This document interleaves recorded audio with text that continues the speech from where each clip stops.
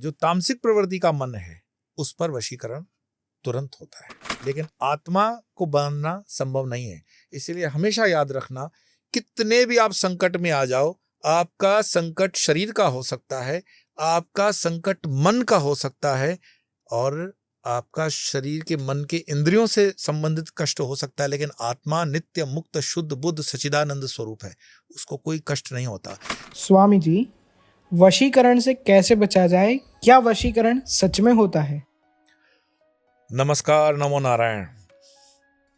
वशीकरण के ऊपर आपने काफी रिक्वेस्ट किया कि इस पर कुछ कहूं। सबसे पहले वशीकरण मान लीजिए उसी के ऊपर संभव होता है जिसका मन कमजोर है, जो आध्यात्मिक रीत से भी बहुत कमजोर है, उसके ऊपर वशीकरण तुरंत होता है। अगर आपके जीवन में थोड़ी भी साधना है, थोड़ी उपासना है, रोज का हनुमान चालीसा का पाठ है, दुर्गा चालीसा है, गणपति का अथर्वशीर्ष है, कोई भी हनुमान जी के से लेकर के शिव जी की आराधना है, तो आपके ऊपर इतनी सरलता से वशीकरण नहीं हो सकता, क्योंकि वशीकरण जो है वो पूरा का पूरा मन का खेल है। दूसरी बात यह है कि जैसे हम कहते हैं कि सात्विक, राजसिक और तामसिक, तो तामसिक प्रवृत्ति की जो शरीर है या जीवात्मा है, आत्मा तो नहीं बोलेंगे, मन बोलेंगे, जो तामसिक प्रवृत्ति का मन है उस पर वशीकरण तुरंत होता है। तो इनसे बचने के लिए आप समझ गए क्या करना है। अगर हमारा जीवन तामसिक है तो उसको तामसिक से एक एक स्टेज पीछे बन करके राजसिक से सात्विक में आएंगे। और मैं मानता हूं कि जिसके घर में थोड़ा सा भी धूप दीप संध्या वदन गायत्री कुछ भी नियम से हो रहा है, वहां पर ये ब्लैक एनर्जी, ब्लैक मैजिक या वशीकरण बहुत काम नहीं करते हैं। ज़्यादा करके हम ये साइकोलॉजिकली चीज़ें ले लेते हैं, उसको बहुत प्रमाण में बड़ा समझ करके उसको बहुत महत्व दे देते हैं। और आप जब भी किसी मन की ग्रंथि से ग्रसित हो जाते हो तो उसे निकलने के लिए आपको स्वयं ही मेहनत करनी पड़ती है। और जब तक आप स्वयं को सुपर थॉट दे करके बाहर नहीं निकालते हो, विवेकानंद के शब्दों में कि मान लीजिए कोई 1 मीटर की लहर है, तो उस 1 मीटर की लहर के ऊपर निकलना हो तो आपको 1.25 मीटर की लहर पैदा करनी पड़ेगी। तो जब भी आपका मन बैठ जाता है, आप डिप्रेशन में हो या इस तरह के विचार आपके पास आते हैं, तो उससे निकलने का एकमात्र तरीका है कि उस 1 मीटर की लहर से 1.25 मीटर की लहर मन की पैदा करें। इसी को ही अध्यात्म कहते हैं। पर हाँ, ये बात सच है कि वशीकरण जैसा जो विषय है वो होता है, क्योंकि जगत है, प्रभु की ये लीला है। अगर सफेद है तो काला है, रोशनी है तो अंधेरा है, और देव है तो दानव है, तो ये सब पॉजिटिव नेगेटिविटीज तो चलती रहती हैं, और इसका रास्ता भी है, ऐसी कोई बात नहीं, इसका रास्ता नहीं है। मेन चीज वशीकरण आप समझो कि 3 मन के स्तर हैं। हमारा जो मन है वो है सचेतन मन, अवचेतन मन और अर्धचेतन मन। सचेतन मन तो यह है कि आपको तुरंत, जैसे आपने चाय पी ली, चाय आपको थोड़ी सी गर्म लगी और आपने तुरंत कह दिया चाय गर्म है। आपने कोई चीज़ खा ली, खट्टी है, खारी है, कड़वी है, तीखी है, तुरंत आपने बोल दिया। ये सचेतन मन का ऑन द स्पॉट आकलन होता है। अवचेतन मन वो होता है जो जन्मों जन्मों का मेमोरी जिसको बोलते हैं ना, वो लेके चलता है। जैसे कंप्यूटर की भाषा में कहें कुकीज, हम जो भी काम करते हैं कंप्यूटर पे कुकीज छूट जाती हैं, वो उसके अंदर रहती है, और जो बड़े प्रोग्रामर होते हैं वो उसको निकाल सकते हैं। तो हम अनंत जन्मों की जो हमारी यात्रा है, उस यात्रा की कई मेमोरीज, कई लक्षण, कई इंप्रेशन मन के तल पर होते हैं, और वो ऐसे होते हैं जिसको पश्चिम के विज्ञान कहते हैं कि जैसे मानो आइसबर्ग है। आइसबर्ग मतलब समुद्र के बीच में बर्फ का वो जो पहाड़, आइसबर्ग, उसकी टिप दिखती है, जिससे टाइटैनिक टकरा के गिरा था, उसी आइसबर्ग की बात कर रहा हूं। तो वो दिखता तो ऊपर में सिर्फ 1-8 मीटर का ही है, लेकिन उसका जो बेस होता है वो बहुत गहरा समुद्र में होता है। इसी तरह अवचेतन मन का जो बेस है वो बहुत गहरा होता है, क्योंकि वो अनंत जन्मों की यात्रा के इंप्रेशन लेके चलता है, और जो ऊपर दिखता है वो थोड़ा है। और तीसरा है अर्धचेतन मन। और अर्धचेतन मन जैसे मान लीजिए आपने कहीं पर किताब रख दी है 2 दिन पहले, तो आज आपको याद नहीं आ रही है, फिर थोड़ा बहुत याद किया, ढूंढा, फिर ढूंढने में थोड़ी सी आपको कोई क्लू मिली, किसी ने बता दिया, अब तब याद आया, तो ये वो अर्धचेतन मन। वशीकरण के अंदर क्या हो जाता है, उसकी लेवल होती है कि वो आपके सचेतन मन पर प्रहार करता है। जैसे मान लीजिए डॉक्टर कहीं ऑपरेशन करता है तो उसको एनेस्थीसिया देनी पड़ती है, तो ये एनेस्थीसिया का जो हम देते हैं पेशेंट को, क्या उसको हम वशीकरण बोल सकते हैं क्या?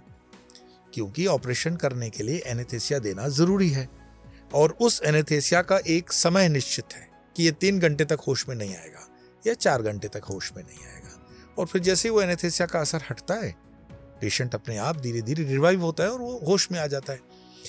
इसी का ब्लैक एनर्जी या तंत्र में या कोई और प्रयोग में वशीकरण का जो प्रयोग है, तो मन को बांधने का कार्य किया जाता है। मन के साथ साथ तन को भी बांधने का कार्य होता है, लेकिन आत्मा को बांधना संभव नहीं है। इसलिए हमेशा याद रखना, कितने भी आप संकट में आ जाओ, आपका संकट शरीर का हो सकता है, आपका संकट मन का हो सकता है और आपका शरीर के मन के इंद्रियों से संबंधित कष्ट हो सकता है, लेकिन आत्मा नित्य मुक्त शुद्ध बुद्ध सच्चिदानंद स्वरूप है, उसको कोई कष्ट नहीं होता। लेकिन जब हम आत्मा को मन से जोड़ करके देखते हैं, तब हमें आत्मा का कोई अस्तित्व फील नहीं होता। तब हम सोचते हैं कि आत्मा हमारी दुखी है, हम शब्द प्रयोग कर लेते हैं, आज मेरी आत्मा बड़ी दुखी है। आत्मा दुखी नहीं हो सकती, मन दुखी होता है। और मन इंद्रियों का राजा है और इंद्रियां आप जानते हो कर्म वाली या ज्ञान वाली 10 इंद्रियां हैं। तो जो वशीकरण है, या तो वो शारीरिक रूप से इंद्रियों के माध्यम से वो कर रहा है या मन के गहरे तल पर जाकर के वो कर रहा है। करने वाले की भी अपनी कैपेसिटी होती है, सब आदमी तो नहीं कर सकते वशीकरण। तो कभी कभी कुछ वशीकरण कुछ संक्षिप्त समय के लिए होते हैं। जैसे मान लीजिए कि हम रास्ते पर चलते हुए कोई जादू देखते हैं कि वो रस्सी से ऊपर आसमान में चढ़ने लगता है, ये सत्य नहीं है, पर हमारी आंख की नजरबंदी जिसको बोलते हैं वो की गई है। इसी तरह से कई और आजकल तो काफ़ी प्रोग्राम्स यूट्यूब पे आप देखते हो, तो ये एक टाइप ऑफ वशीकरण ही है। लेकिन वो वशीकरण जो किसी के संसार को पूरा उजाड़ सकता हो, उसको हम कहेंगे ब्लैक एनर्जी वाला वशीकरण। वाइट वशीकरण जिसको कहेंगे, पॉजिटिविटी वाला वशीकरण, जो मैंने डॉक्टर वाला एग्जाम्पल दिया, वो वशीकरण भी है। कई बार घरों को सुधारने के लिए जो लोग बहुत मद्यपान करते हैं, शराब पीते हैं, उनका भी वशीकरण होता है और उनको फिर माइंड को सजेशन दी जाती है तो वो शराब छोड़ देते हैं। ये भी एक प्रकार का वशीकरण है, लेकिन ये पॉजिटिव है। नेगेटिव वशीकरण के अंदर अगर कोई प्रयोग किया गया है तो उसका कोई अंत नहीं है, क्योंकि हरि अनंत हरि कथा अनंता। इतने प्रकार के प्रयोग हैं, अलग अलग विस्तारों पे, अलग अलग जातियों में, अलग अलग देशों में अलग अलग प्रकार के इसके प्रयोग होते हैं। पर कुल मिलाकर के देखने का जो देखने में आया है हमें, कि अगर खूंटे से बंधा हुआ है, खूंटे से बंधने का मतलब जिसका कोई इष्ट है, आधार है, कुल देवी है, तो वो उसे बचा देती है। लेकिन जिसका कोई आधार ही नहीं है, न इष्ट को पकड़ा है, न कुल को पकड़ा है, न संत को पकड़ा है, न सत्संग को पकड़ा है, न माला को पकड़ा है, न ग्रंथ को पकड़ा है, सिर्फ सेक्युलरिस्ट जिसको कहते हैं ना, लफाड़बाजी करना, अपने ज्ञान को तो छोड़ो, इन्फॉर्मेशन को बहुत ज़्यादा बतलाना, लेकिन जीवन में उतारा कुछ नहीं है, तो उसके ऊपर ये चीज़ें तुरंत होने की संभावना होती है। आप अगर अपनी साधना बढ़ाएं तो इसमें से निकला जा सकता है। और वशीकरण से ज़्यादा करके आप जिन जगहों पे फंसते हो, अगर पैसों से ठीक करवा रहे हो तो समझना कि ये एक व्यापार का चाल में आप फंस रहे हो। दूसरा, विधर्मियों के चक्कर में भी आप फंसते हो।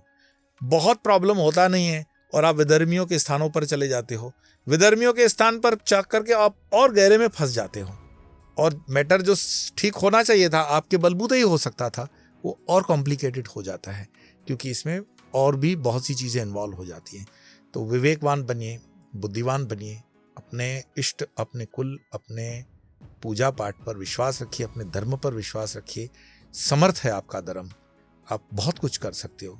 फिर भी कुछ चीज़ें जैसे है, मान लीजिए आपको लगता है कि बहुत बारी वशीकरण हो गया है, तो हनुमान जी का अनुष्ठान तो मैंने आपको कहा ही है कि हनुमान चालीसा का अनुष्ठान होता है, बजरंग बाल का अनुष्ठान होता है, पंचमुखी हनुमान की साधना वशीकरण में होती है। जितना बड़ा वशीकरण हो उसके लिए पंचमुखी हनुमान की साधना आप कर लो, बिल्कुल निकल जाओगे। लेकिन आपको स्वयं करनी पड़ेगी। आप कहोगे कि हम पैसे दे देंगे, कोई पंडित कर लेगा, ऐसा नहीं होगा, आपको स्वयं करना पड़ेगा। घर के अंदर गूगल का धूप आप करके उसको वाइब्रेशंस को ठीक कर सकते हो। क्या जो गोमूत्र है बछड़ी का, उसके छींटे देने से भी ज़्यादा करके गलत जो हवाएं हैं वो निकल जाती हैं। इसके अलावा भी जैसे मान लीजिए कि हनुमान जी के मंदिर में हम जब जाते हैं तो हनुमान जी के मंदिर में आप उनको नींबू प्रदान करके वो वापस ले लीजिए, और जिसके ऊपर आपको लगता है थोड़ा बहुत वशीकरण हुआ है या कुछ नज़र वगैरह का है तो वो नींबू उतार करके आप 4 हिस्सों में काट करके पेड़ के नीचे पानी में छोड़ दीजिए। रस्तों पर मत करिए, जो रास्ते पे होती है गाड़ी स्लिप होती है, ये ठीक नहीं है। तो कुछ नियम ऐसे हैं कि जैसे नमक भी निकालते हैं तो उसको पेड़ पे छोड़ सकते हैं, बगीचे के अंदर या किसी गमले वगैरह में कर सकते हैं। वशीकरण का और इससे तेज अगर आपको लगता है और असर तेज है तो बगलामुखी की साधना होती है। बगलामुखी का मंत्र आप किसी भी पंडित से या किसी ज्ञानी से या जो उसकी जानकार हो उसे ले सकते हो, और बगलामुखी का मंत्र स्वयं भी आसन से अनुष्ठान से कर सकते हो। ऐसे कई चीज़ें हैं। आप इससे साइकोलॉजिकली बाहर आ जाइए, क्योंकि अगर शहरों में ये चीज़ें होने लगी तो हम कहाँ पहुँचेंगे। हाँ, ये कुछ विस्तार हैं, जंगल विस्तार हैं, ऐसे एकांतवास वाले गांव हैं जहाँ पर ये चीज़ें हो सकती हैं, पर आजकल शहरों में ये चीज़ें नहीं हैं। और अगर शहरों में हैं तो उसका मतलब है कि आपकी खुद की काया, खुद का मन, खुद की साधना बड़ी कच्ची है। अभी आप बिल्कुल पीपल के पान की तरह हिल रहे हो।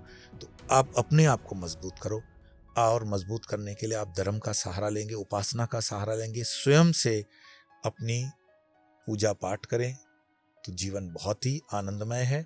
निश्चित रहिए, परमात्मा हर क्षण हर पल आपके साथ है। इसी मनोबल के साथ और इसी विचार के साथ हम अपनी यात्रा को हमेशा इसी तरह आगे बढ़ाते रहेंगे। फिर मिलेंगे इसी चैनल पर किसी अन्य विषय के साथ जिसका नाम है स्वामी योग।